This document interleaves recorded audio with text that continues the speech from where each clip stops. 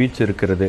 நீங்கள் டெல்டாவில் வந்து அது டெல்டா வந்து எப்போவுமே திமுகவுக்கு கை கொடுக்கக்கூடிய ஒரு மண்டலம். அந்த மண்டலத்துலேயே உங்களுக்கு வந்து 21 தொகுதிகளை திமுக இழந்திருக்கிறது அப்படின்னும் போது அதுவே உங்களுக்கு தெரியுது இல்லையா எந்த அளவுக்கு வந்து தாவேக்காவுடைய வீச்சு அந்த பகுதியில் இருக்குது. ஏன்னா நீங்கள் அங்கே போய் பார்க்கும்போது டெல்டா மண்டலங்கள்லாம் வந்து இங்கே போட்டி என்பது திமுக அதிமுகவுக்கு தான் அப்படின்னு வெளிப்படையாக மக்கள் பேசினாங்க. ஆனால் ஓட்டிங் அன்னைக்கு வந்து நிலைமை என்பது அந்த ஓட்டிங்க்கு ஒரு வாரம் முன்னாடி வந்து நிலைமை வந்து முற்றிலுமாக மாறுகிறது அப்படின்ற அந்த தகவல்கள் வருது.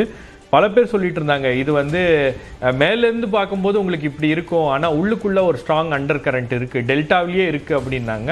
அதை பலரும் வந்து கணிக்க தவறி இருக்கிறார்கள். அதே மாதிரி உங்களுக்கு வந்து நார்த்தில் உங்களுக்கு ஏடிஎம்கேக்கு வந்து பிஎம்கேவோட இருந்த அந்த கன்சாலிடேஷன் கூட்டணியில் இருந்த அந்த ஃபேக்டர் வந்து நார்த்தில் வந்து உதவி இருக்கிறது அதிமுகவுக்கு. அது ரொம்ப கிளியராக தெரியுது. ஏன்னா நார்த்தில் வந்து உங்களுக்கு 33% உங்களுக்கு நார்த்தில் வந்து இங்கே 33 சீட்ஸ் வந்து அதிமுக எடுக்கிறாங்க அப்படின்னா அதற்கு முக்கியமான காரணம் பிஎம்கே தான்.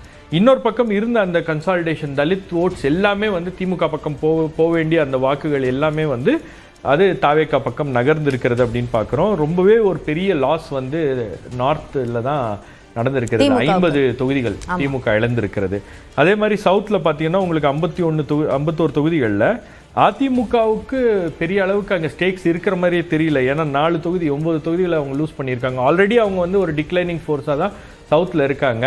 சவுத் தான் வந்து அவங்களுடைய ட்ரெடிஷ்னல் ஸ்ட்ராங் ஹோல்டு அப்படின்வாங்க. அந்த ஏரியாலேயே வந்து அவங்க வந்து கீழே போகிறாங்க. அதே மாதிரி திமுக 13 தொகுதிகளை வந்து இழக்கிறது அப்படின்றது வந்து உண்மையிலேயே அந்த இடத்துலையும் தாவேக்காவுடைய வீச்சு என்பது இருக்கிறது அப்படின்றது உண்மையிலேயே அது வந்து ஒரு பெரிய ஒரு மைல்ஸ்டோன் தான் ஆக்சுவலி அந்த பார்ட்டிக்கு. 2 வருஷம் ஆரம்பித்து 2 வருஷம் ஆன பார்ட்டி அந்த அளவுக்கு ஒரு இம்பாக்டை கிரியேட் பண்ணியிருக்கு அப்படின்னா உண்மையிலேயே அது வந்து ஒரு எக்ஸாம்பிளரி பெர்ஃபார்மன்ஸ் தான், ஒரு இம்ப்ரெசிவ் பெர்ஃபார்மன்ஸ் அப்படின்னு. நம்ம இடைவேளைக்கு பிறகு தொடர்ந்து பேசுவோம். அதற்கு முன்பாக ஒரு சின்ன முக்கிய செய்தியை நம்ம பார்த்துட்டு இருக்கோம். இதுவரைக்கும் எந்தெந்த தொகுதிகளுக்கு வெற்றி டிக்ளேர் ஆயிருக்கு அப்படின்ற அந்த புள்ளி விவரத்தை பார்க்குறோம். 234 தொகுதிகளில் இதுவரைக்கும் 62 தொகுதிகளுக்கு முடிவுகள் வெளியீடு ஆகியிருக்கு. தாவேக்கா 31 தொகுதிகளிலையும், திமுக கூட்டணி 21 தொகுதிகளிலையும், அதிமுக கூட்டணி 10 தொகுதிகளிலையும் வெற்றி பெற்றிருக்காங்க.